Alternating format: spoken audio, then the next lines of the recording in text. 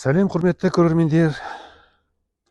Мен сіздерге ең оңай тәсілмен жерді қазбай-ақ чеснок, яғни сарымсақты қалай тез арада салу керек екенін қазір көрсетемін. Жерді тек қана шөбінде жұлған жоқпын, тырмалап тегістеп өтеміз. Жай қарапайым гвоздерді алдым, шеге суырғышты. Басқа да осындай бір аспап не алсаңыздар болады, өздеріңіздің фантазияларыңызға байланысты. Міне бүйтіп қана бір 10 сантиметр ғана төмен түсіріп, осындай ғана із салып өтем. Ара қашықтығын 15 сантиметрдей қылып, көз мөлшермен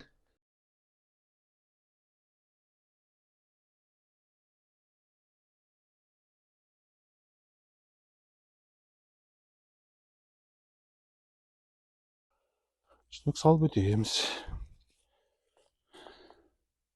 Басын төмен қаратып саласыз әрине.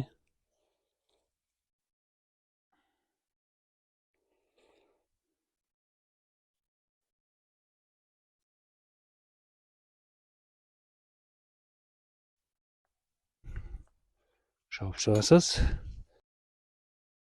Осылай жауып шығасыз. Ғана осы бір 10-15 минуттың арасында мында ары қарай бәрін өстіп жауып шығуға болады.